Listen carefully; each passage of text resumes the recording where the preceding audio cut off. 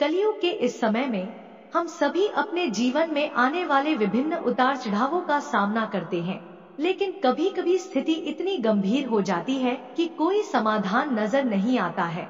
शायद भविष्य में ऐसी परिस्थितियों का सामना करने के लिए और हमारा मार्गदर्शन करने के लिए भगवान कृष्ण ने हजारों साल पहले महारथी अर्जुन से कुछ अमूल्य बातें कही थी। सौभाग्य से हम आज भी उन बातों को समझ सकते हैं, हम उस ज्ञान को पढ़ सकते हैं। ज्ञान की वह शिक्षा आज भी गीता जैसे पवित्र ग्रंथ में संग्रहित है। आइए इस लेख के माध्यम से आज हम उस पवित्र ग्रंथ और उसमें छिपे ज्ञान के बारे में कुछ रोचक और अमूल्य बातें जानते हैं।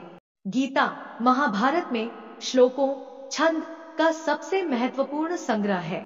गीता श्री कृष्ण द्वारा अर्जुन को दी गई शिक्षाओं का एक संग्रह है, जिसमें भगवान कृष्ण अर्जुन को युद्ध और जीवन का अर्थ बताते हैं। दुनिया भर से हिंदू धर्म के अनुयायी सदियों से गीता और उसके महत्व के बारे में अपने पूर्वजों से सुनते आ रहे हैं। गीता श्री अर्जुन और उनके सारथी भगवान श्री कृष्ण के बीच हुई सही और गलत की व्याख्या करने वाली ऐसी तार्किक बातों का संग्रह है। यह धार्मिक ग्रंथ ज्ञान का वह भंडार है जो हमारे जीवन में आने वाली सभी परिस्थितियों का समाधान खोजने में सहायक हो सकता है। गीता हमें सिखाती है कि मानसिक शांति और जीवन के बाद मोक्ष की प्राप्ति के लिए यह आवश्यक है कि हम अपनी इच्छाओं को नियंत्रण में रख सकें।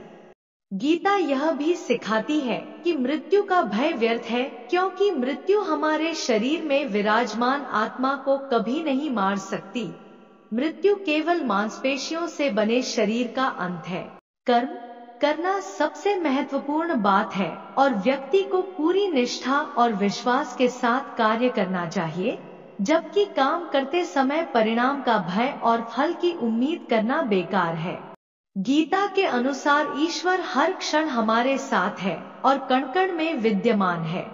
अपने मन में दूसरों के लिए बुरे भाव या बुरे विचार रखना ही हमारे अपने विनाश का कारण है। इसलिए इन बुरे विचारों को अपने मन से दूर रखना चाहिए।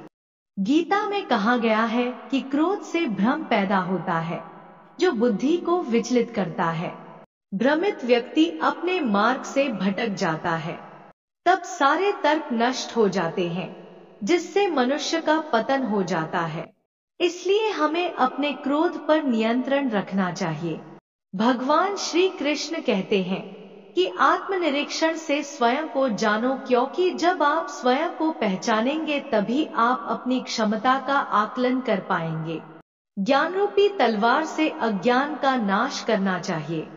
जब कोई व्यक्ति अपनी क्षमता का आकलन करता है, तभी उसका उद्धार हो पाता है।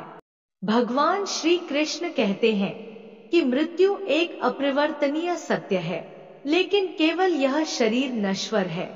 आत्मा अजर अमर है। आत्मा को कोई काट नहीं सकता, अग्नि जला नहीं सकती और जल उसे गीला नहीं कर सकता। जिस प्रकार से पुराने वस्त्र बदलकर नए वस्त्र धारण किए जाते हैं, उसी प्रकार आत्मा एक शरीर का त्याग करके दूसरे जीव में प्रवेश करती है।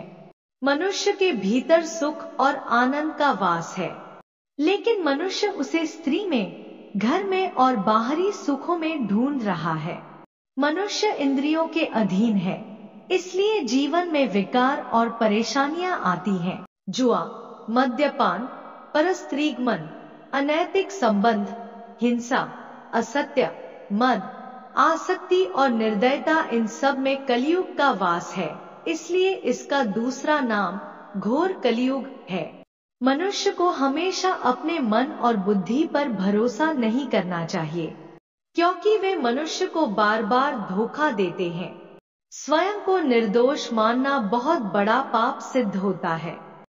क्यों व्यर्थ चिंता करते हो? किससे व्यर्थ डरते हो? कौन तुम्हें मार सकता है? आत्मा न पैदा होती है न मरती है।